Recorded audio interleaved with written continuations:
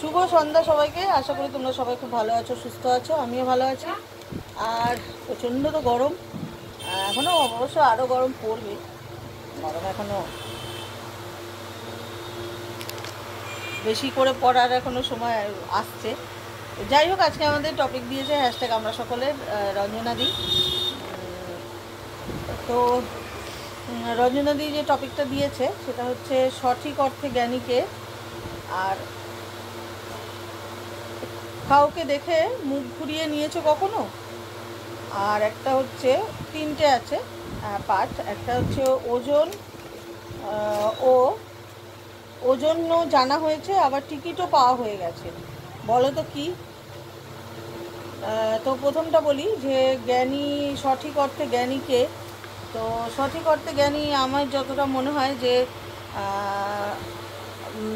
আমরা যে মানুষ হয়ে পৃথিবীতে এসেছি, তো সেটার পারপাসটা কী, বা কিভাবে নিজেকে একটা মানে কি বলবো, কোনো কোনো মানে মনের ভিতরে কোনো ঝড়, কোনো এসব যেগুলো, সেগুলোকে সামলানোর যে ইসে করে ফেলেছে, যে সেই পদ্ধতি শিখে গেছে, শিখতে পেরেছে, সে আমার মনে হয় আসল জ্ঞানী। তো এটা দিয়ে এটাই মনে হলো। আর যেটা আছে সেটা হচ্ছে কাউকে দেখে মুখ ঘুরিয়ে নিয়েছো কখনো। আমি এটা ভীষণই অপছন্দ করি। আত্মীয় স্বজন বলো, বা আমাদের অনেকেই এরকম হয় যে এক বাড়িতে থাকে, ভাইয়ে ভাইয়ে কথা বলে না, বোনে বোনে কথা বলে না, এরকম প্রচুর হয়। ইভেন এমনও আমি দেখেছি যে মা সন্তানও কথা বলে না।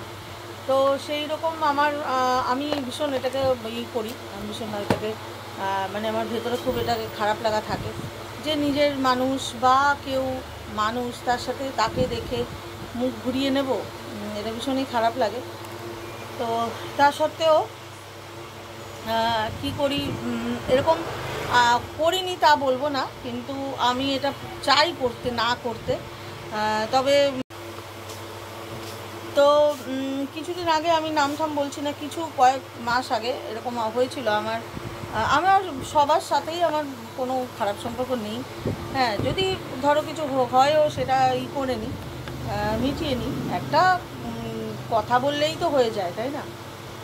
সে বলুক বা আমি বলি, প্রত্যেকটা মানুষই আমরা একটা সামান্য একটা কথা বললেই তো হয়ে যায়, মিটে যায়। তো সেরকম কারোর সাথে নেই। তবে একটা ছিল, কিছুদিন আগে ছিল, যার জন্য আমি কেন করেছিলাম সেটা অবশ্যই তোমাদের শেয়ার করছি। যে তাকে দেখে আমি একদিন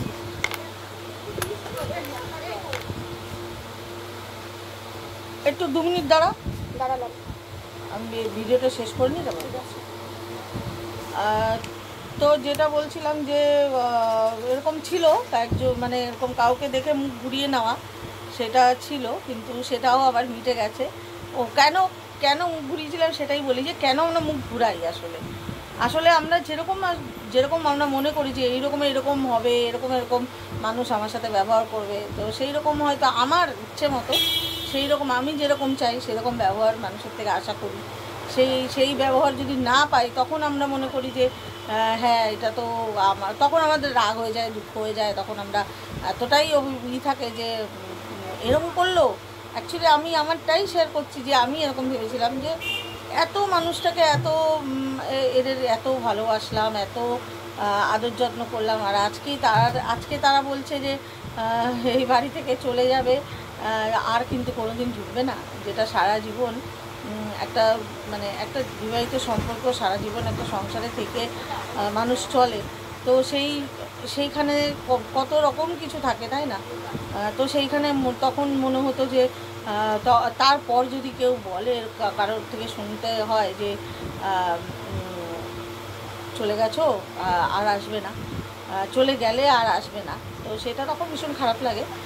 কিন্তু ওই যে বললাম, ওইটা খারাপ লাগে আমার, তাই না? তার জায়গায় হয়তো সে ঠিক, কারণ সে তার একটা কী বলতো, এই যে কত বড় কথাটা বলেছে, এটা হয়তো সে কোনো অভিমান, আমাকে কোনো দিক থেকে ওটাও ভালোবাসা আছে, হ্যাঁ, তাই জন্য বলেছে। কোনো দিক থেকে একটা অভিমানে বলেছে যে তুমি চলে যাবে, হ্যাঁ, তাহলে কিন্তু আর এই বাড়িতে আসবে না। তো এইরকম আমাদের ভাবনা চিন্তাগুলো আসলে আমরা একটু অন্যরকমভাবে ভাবি না, তো ভাবলেই আমি যখন এই সন্ধেবেলা না মানে অত অসুবিধা হয় ভিডিও করতে, একের পর এক ফোন আসছে, এ আসছে ও আসছে, যাই হোক তো ওইটাই হয়ে যায় আর কি। আমরা তখন তার উপরে করি, আমরা যতক্ষণ ওই যে বলেছিলাম একদিন যে আমরা যতক্ষণ কোনো মানুষকে না বুঝবো ততক্ষণ সেই মানুষটার উপর রাগ করবো, তারপরে যদি বুঝে ফেলি তারপরে কিন্তু আর রাগ করবো না।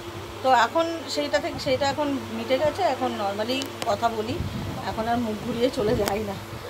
আর হচ্ছে যেটা আরেকটা দিয়েছে দিদি, এটা আমি কিন্তু বুঝতে পারিনি, সেই জন্য আমি বলছি না। মাথা খাটানোর মতো তো সময়ও পাইনি, পয়লা বৈশাখ ভীষণ দোকানে মাল আনতে তাতে যাওয়া, ওই প্রচুর কাজ থাকে, সংসার ঘরের কাজ সব কিছু থাকে। তো ওজনও জানা হয়ে গেছে, আবার টিকিটও পাওয়া হয়ে গেছে। বলো তো কি, এটা আমি বলতে পারলাম না, আর ভুলভাল বলবো না, সেই জন্য বললাম না। তো চলো, সবাই খুব ভালো থেকো, সুস্থ থেকো। ভীষণ তাড়াহুড়োর মধ্যে ভিডিওটা করলাম।